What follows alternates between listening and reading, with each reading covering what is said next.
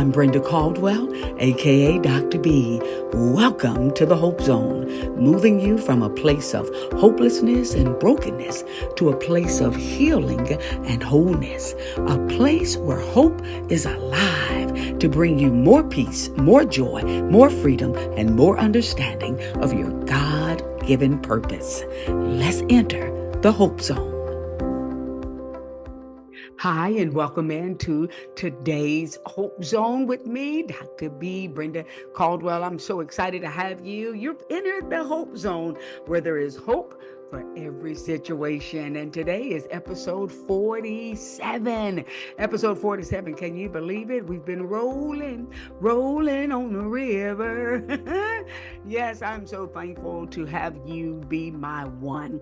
I just love being able to bring some hope, able to bring some encouragement, to uplift you, to empower you, to just give you some words of wisdom that the Father gives to me. So shout out to my Heavenly Father, who is the sponsor of my podcast. I am so thankful to have you as a listener here to the Hope Zone podcast. So as we get started on today, I believe you're going to really enjoy this. This is a good podcast to take some notes. Yes, it is. We're talking about this question and asking you the question, what is your communication style? What's your communication style? And when we're talking about what's your communication style, we mean when there is conflict, when there is an issue, if you will, when there's a matter to address, what is your communication style? We are going to dive into the 4 basic types of communication styles. And so it's going to give you an opportunity to really do some self-reflection and look at yourself and ask yourself, is that my communication style? How did I arrive at that communication style? This is going to be a very uplifting and insightful episode for you. So you want to maybe grab a pen, grab a notebook, or get ready to put some notes in your phone, but you want to get today's episode. What is your communication style? So as we start with the communication style, I want to just give you some notes. I'm going to start with passive communication. Passive communication style. And remember, each one of these communication styles, you're not born a certain way. We're not born being passive, but so how do we become passive? And so as I deliver these communication styles, I want you to be able to embrace and see, is this me? So as we talk about passive, let me give you some of the descriptions of a passive individual. So a passive individual, this style is one in which individuals have developed a pattern for avoiding expressing their opinions or feelings, protecting their rights, or identifying and meeting their needs. In other words, so if you've become passive, if you learn to be passive, it means that you avoid being truthful about your real feelings, avoid conflict at all costs. If you develop a passive type of communication style, you really learn how to more so give your rights away instead of speaking up for yourself, instead of being honest, instead of being direct. You don't want conflict, so you keep your true feelings in. However, as a result of that, what happens is passive individuals do not respond overtly to hurtful or anger-inducing situations. Instead, allow grievances or being annoyed, if you will, just pretty much to just allow it to build up. But once you've reached your high tolerance threshold for unacceptable behavior, you may have an outburst, but generally speaking, not really. When you've learned to be passive, you've basically learned how to feel that your feelings are not as important as everyone else. So you learn how to just pretty much keep your true feelings in. And even though it does build up, every now and then when someone is passive, they may, tend to, maybe have an outburst and, maybe you start, maybe you go off on somebody, but not in general. The next communication style is the one that more so fits that. So when you were passive, the bottom line is that you don't feel that you have a right to express your true feelings. It could be from growing up being dominated as a child. If you had parents that told you to shut up, oh, how I hate those stories. I hate hearing somebody be told shut up. It's so degrading. It's so demeaning, and it strips people of their voice, of their right to be heard. But if you grew up being dominated, being intimidated, being intimidated, or being again controlled, when you have very controlling parents, or a very controlling environment that you're being raised in, whether it's parents, grandparents, a guardian, whatever the person who is in charge of raising you, if they have very controlling tendencies, again, that can teach you to be passive. And so when we're being passive, basically, we pretty much we fail to assert ourselves. When you're being passive, you allow others to deliberately or even inadvertently infringe on your rights. When you're passive, you just tend to let people get away with what they are doing, pretty much, that's wrong. You maybe let people talk to you any kind of way. Maybe allow people to don't to not respect your boundaries. Passive is a learned behavior. If you were in a relationship, any relationship, maybe you weren't passive as a child, maybe you spoke up as a child, maybe you allowed your voice to be heard as a child, but then perhaps maybe you became passive because you were in a relationship that was a toxic relationship, a controlling, a relationship with someone who's very aggressive, very dominating, and to keep peace.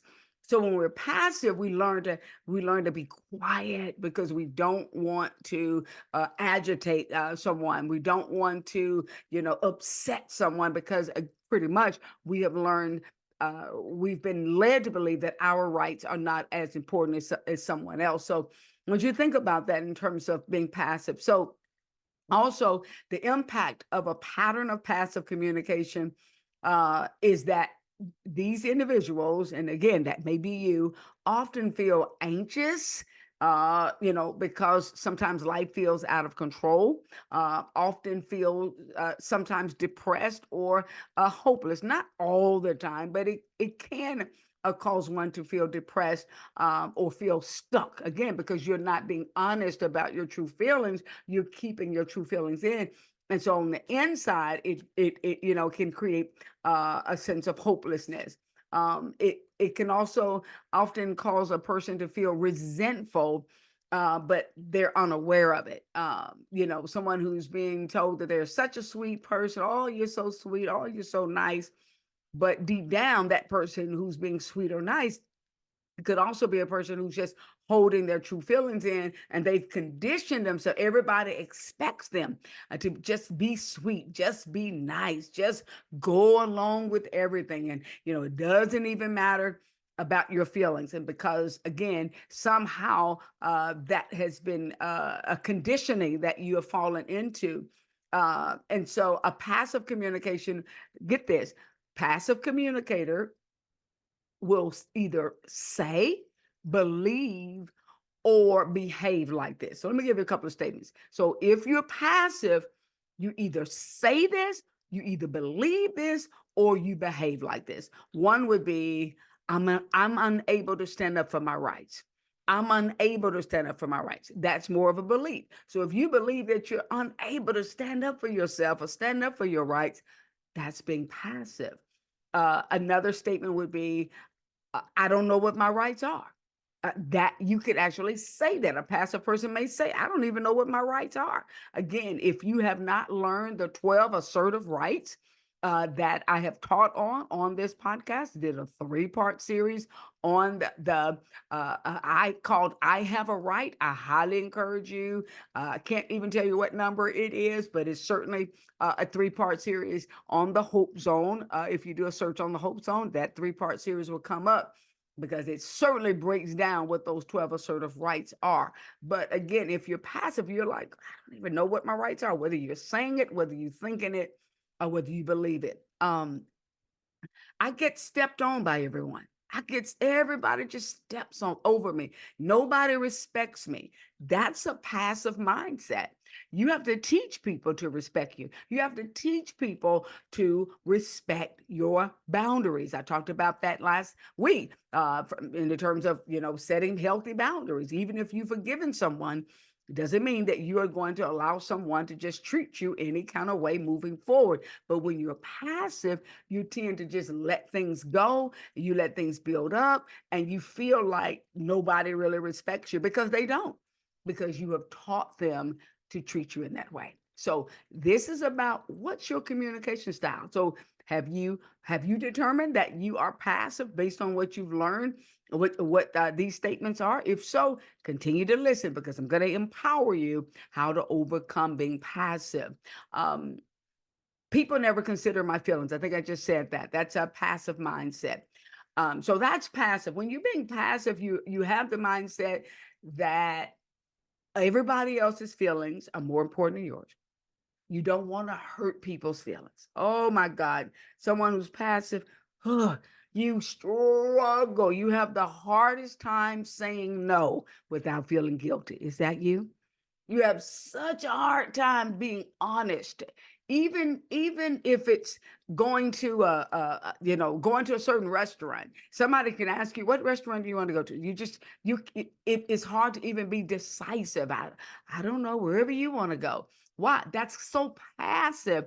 So when they pull up at a restaurant that you didn't want to go to, you don't even feel like you have a right to say, oh, I don't want to eat here.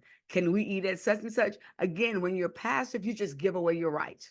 You just give away your voice, you give away your right. But again, that's learned behavior. Somebody has taught you to be passive. The environment that has raised you, the relationships that you've been in, somehow has conditioned you that you don't matter. Your feelings don't matter. Your voice doesn't matter. Your decisions don't matter. It's like being a second class citizen. No, those days are over. You have the right to open up your mouth and be honest. So if you're not doing that right now, that's a passive communication style. Let's move on to number two. Number two, we're talking about what's your communication style? What's your communication style? Is it an aggressive communication style? Is it aggressive? What is aggressive? So, an aggressive, again, a person is not born an aggressive communicator.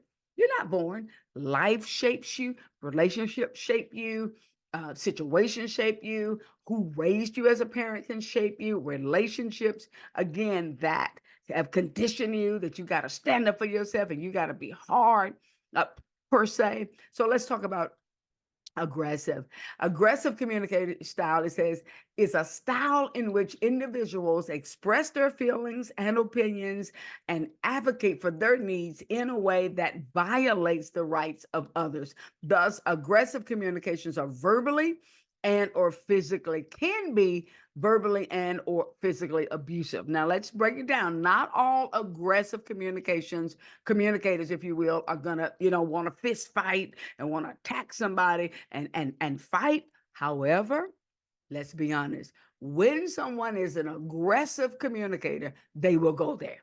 They will get physical. And aggressive communicators are people who carry a lot of anger, unhealed hurt, unresolved issues, unmet needs. I'm telling you, anger is the real root of being aggressive. When you're aggressive, there are some ons there. There are some serious ons. I talked about the ons last week. Facing our ons, our unhealed hurts, our unresolved issues, our unmet needs. You want to face those ons, because if you don't, it's going to cause you to be an aggressive kind of communicator. And sometimes when parents are angry and aggressive, they can produce angry, aggressive children. Why? Because that's what kids see. So think about it. What is your communication style? And if it is an aggressive one, in other words, aggressive communication style is one that is more self-centered. When someone is aggressive, They will tell you what they think. They don't care how it feels. They don't care if it hurts your feelings. They're gonna get it all out, and it makes them feel better, but they don't care about the feelings of others. They don't take the time to be sensitive to how what they're saying is going to come across to somebody else. So when you're an aggressive communicator, again, there is some anger, there's some hatred, there's some bitterness, there's stress, there are emotions that are controlling you that have not been dealt with, issues that have created these emotions that have not been dealt with. So when we're carrying a lot of aggressive, and as we tend to take our anger out on other people, that's what you tend to see when you see somebody who is giving road rage, going off on people, cursing people out, running someone down. That's an aggressive communication style. Again, we're talking about when there's conflict. So while a passive person is going to just not stand up for their rights, a passive person has that, I'm not even going to worry about it. I'm just going to let it go. It's okay. I mean, I know how they are. I'm not even going to say anything. I just I don't like conflict. I like to avoid conflict. So I'm just gonna let it go. That's passive. Aggressive, aggressive on the other hand, is ready to go for it. What? I know you're not talking to me. What? What?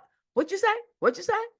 It's like this anger and this aggression that is just very, very, very scary, and can be very intimidating, and so forth. Aggressive behavior is an unhealthy. An aggressive communicator is that person that goes to the grocery store, and it may be 20 people in line.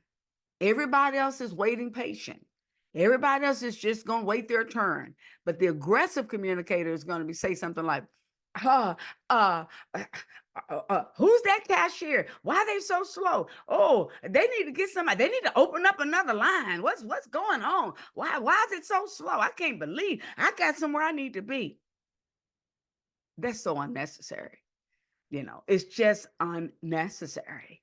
And it's so disrespectful. It's like, never mind, everybody else is having to wait. That's what's wrong with society today. We just, nobody has the patience. The fruit of the spirit is love and patience and gentleness and kindness. That's the fruit of the Holy Spirit. But we just have this aggressiveness, and people will get so easily agitated, so easily offended. That's that aggression, that aggressive behavior. And so a couple of things about aggressive behavior. Aggressive communicators often try to dominate others. They use humiliation to control people. They'll try to literally humiliate you, loud talk you, in order to control you, to get their way. They criticize, they blame, they attack others, whether it's verbally attacked or even physically attacked. They're very impulsive. When you're an aggressive person, you tend to be impulsive. You change your mind quick. You want to go here quick. You decide, oh no, it's my business. I can do it. I don't care. Take me there. I'm gonna go here. I don't care if I don't have enough money. I'll spend my rent money. I don't care. It's just aggressive. Everything is just so impulsiveness. Such done with impulsiveness. Have very low tolerance for frustration, just a very low frustration tolerance, so quick to get frustrated, tend to speak loud and demanding, and have a very overbearing voice when we're being aggressive. It's just loud, just talk loud, just overbearing, just get in your face kind of thing. Act threatening, rudely. Don't listen. Do not listen. Interrupt frequently, and like to blame. You did this and you did that and you did, and you the reason, like really will blame you. So that's aggressive type. Those are some of the aggressive type of behavior patterns, if you will. An aggressive communicator will either say, believe, or behave like this. So here are a couple of statements. I'm superior and right, and you're inferior and wrong. So they either believe this or they think this way, they say this kind of stuff, but they really do believe. When a person is an aggressive communicator, they put themselves up higher. They're higher than you. This is you, this is them, and they're just higher. They exalt themselves above others. I'm loud, bossy, and pushy. They may not say I'm loud, they may not say I'm bossy, they may not say I'm pushy, but they behave that way. They behave that way. Um, I can dominate and I can intimidate you. Aggressive. They may not say I can dominate you, I can intimidate you, but they're going to act that way. That's what aggressive communicator will do. I can violate your rights. They're not going to necessarily say that, but they're going to behave that way. Um, you're not worth anything. You ain't worth nothing to me. Quote. I know that's not good English, but they're self-focused. So when we tend to be a person who's an aggressive communicator, puts themselves first. They communicate the way they feel like it needs to be communicated, and it's often harsh. It's critical. It's dominating. It is without the feelings of others. It doesn't. It's no sensitivity there. It's no. It doesn't. They don't regard other people's feelings. They don't care how they talk. They don't care how they loud talk you. They want to embarrass you. They want to go off on you. Let's be honest. Won't you be honest with yourself? Are you a communicator like this? Is that your communication style? If so, it's learned. If so, be honest with yourself. In this year, you want to grow. This is not about judging. This is about helping you understand what is your communication style. How did you become a communicator like this? What happened? See, sometimes when you are treated in an abusive manner, it causes you to put guards up, put a wall up, and to feel like you've got to talk crazy to people. You've got to go off on people. You've got to let people know they can't take advantage of you.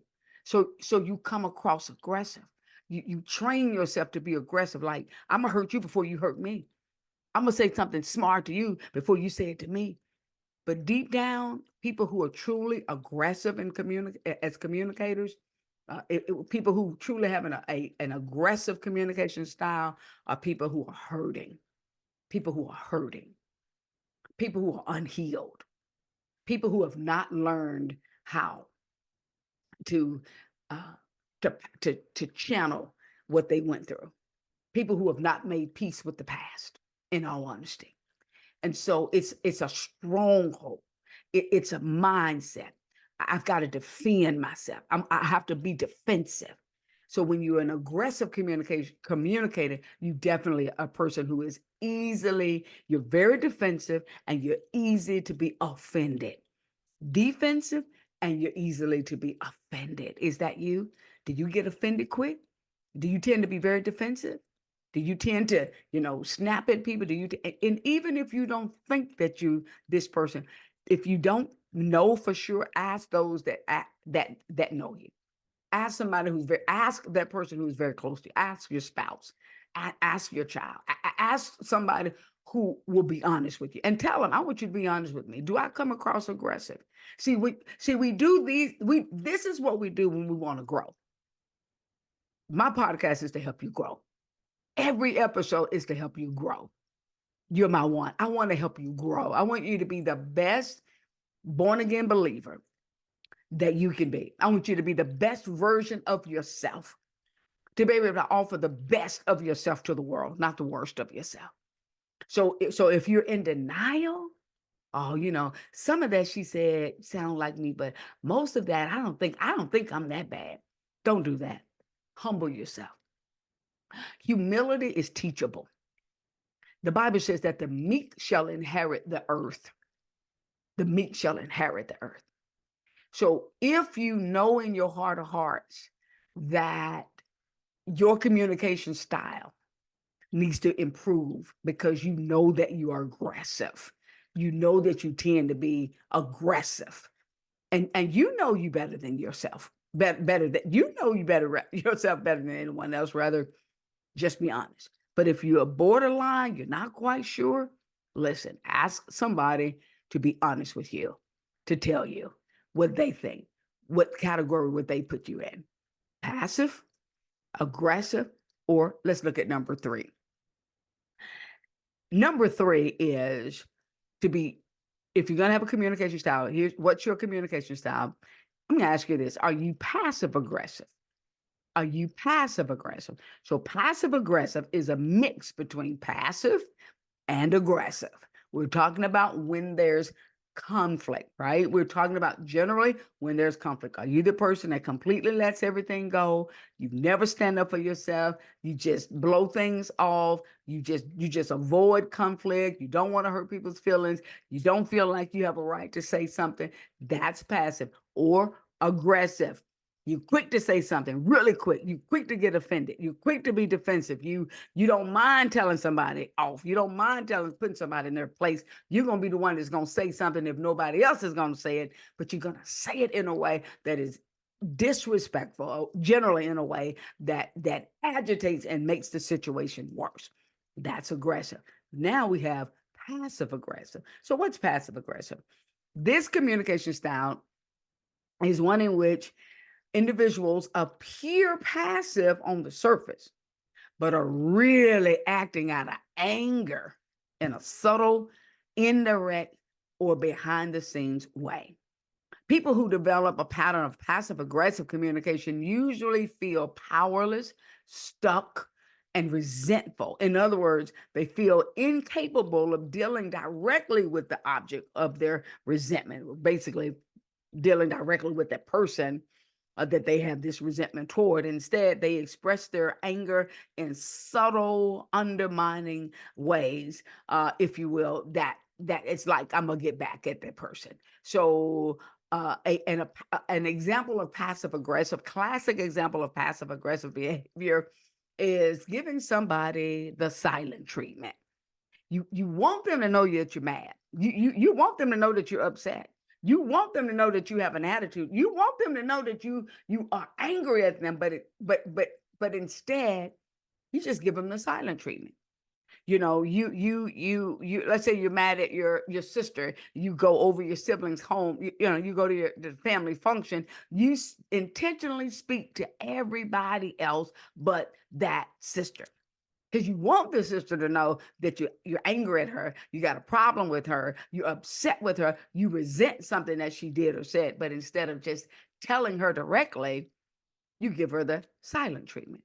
Classic, classic. Most people on the planet fit into this particular category.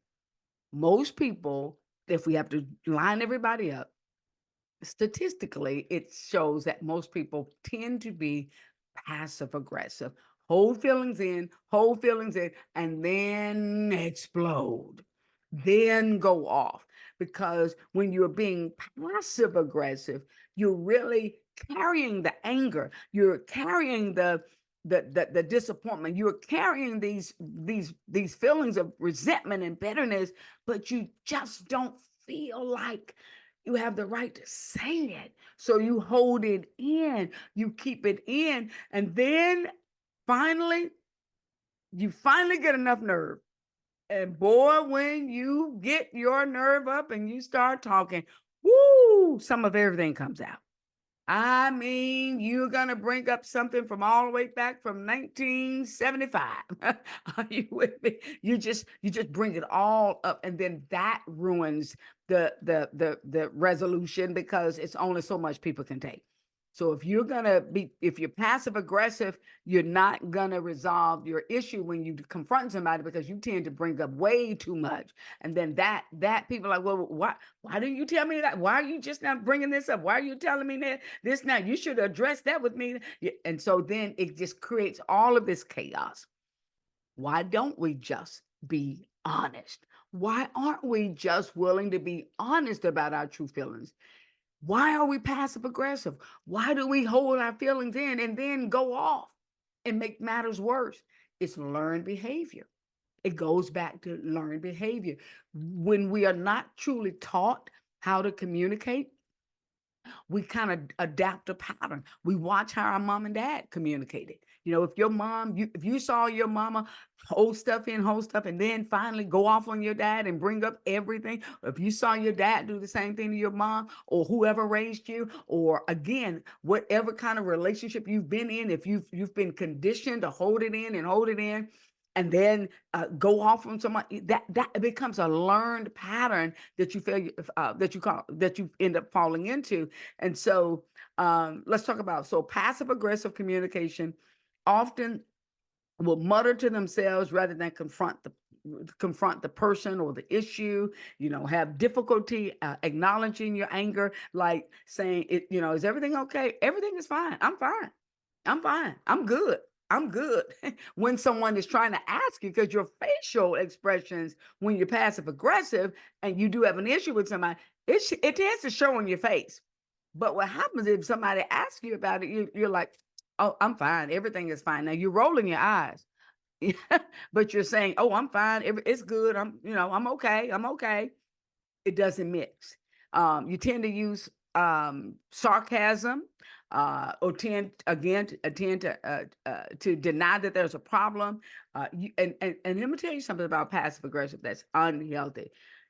When we're being passive aggressive, you tend to act like, you know, you're on board with everybody, but you're thinking in your way, in your mind, how you're going to get back at somebody. It's almost like you sabotage a situation because you're angry and you're mad, rather than just address the person, address the issue. You don't do that. And that is unhealthy. It's disrespectful, and it's dangerous. The passive aggressive communication is one that is really dangerous. It is, because people, I rather you be aggressive and me just know you're angry, know you're upset. At least if you're aggressive, I know where you stand. But if you're passive aggressive, you're smiling in my face. Hmm. OJ said, smile in your face, all the while trying to take your place. Backstabbers, okay? Don't, that's not God. It's just not God. He says, "Let your yay be yay and your yes be yes, and your no be no." If you don't want to do it, just say you don't want to do it, but don't pretend that you want to. But then you're working behind the scenes trying to sabotage. You're trying to sabotage me. But that's passive aggressive. Passive aggressive communication basically it's again, you feel powerless. And I think passive aggressiveness is rooted in the spirit of rejection. It's like in your mind, you feel like you can't be honest with somebody. You can't just go to them to direct, because they're going to shut you down. They're not going to receive you. They're going to somehow reject you. And so rather than be honest with them, you keep it all in. And then when you feel like you can't take it anymore, then you go all off. Well, no, that's unhealthy. It's unhealthy. So it's out of fear that we tend to be passive aggressive. We just don't feel like we're being respected. We don't feel like, you know, it's like having abandonment issues, rejection issues. You got fear issues. You've been bullied before. You know, when you've been bullied and nobody came to your rescue, it's like it teaches you to just hold your feelings in. But then when you feel like you can't take it anymore, you come out swinging. That's unhealthy, but that's passive aggressive behavior. Passive aggressive communicator will either say, believe, or behave like this: I'm weak and I'm resentful, so I'm going to sabotage, I'm going to frustrate, and I'm going to disrupt. Again, you may not say that, but you're thinking that, and you behave that way. Or you behave like, I'm powerless to deal with you head on, so I'm gonna get you back another way. I'm gonna get you back another way. Or I'm gonna appear like I'm really cooperative, but in my heart of hearts, I'm not cooperating. I'm passive aggressive. So I don't, I'm not on board with this. And I don't like you. And I don't like what you're doing. But I'm a smile in your face. That's ungodly. If you've been passive aggressive, don't beat yourself up, but raise yourself up. Ask God to help you, and just humble yourself and say, you know what? This is not the communication style that I want to have. This is not healthy. This is not me. I do not want to be somebody who's afraid to confront, to address, to open my mouth and express my true feelings when there is a conflict. That's what we're talking about. What is your communication style when there's conflict? So as we wrap up today, I want you to be very honest because this is part one.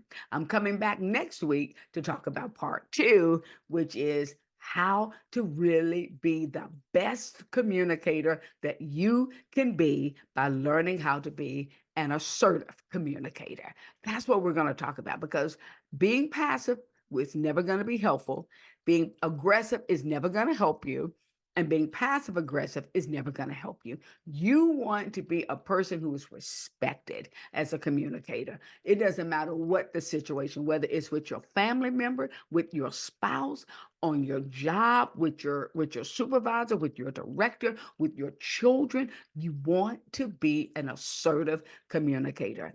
And if you tune in next week, I promise you, you're going to learn all you need to know about how to become an assertive communicator. Because I promise you, that is the communication that God has created you to be able to have. It is within your means to learn to be an effective communicator, not passive, not passive aggressive, and not aggressive, but assertive. People will respect you.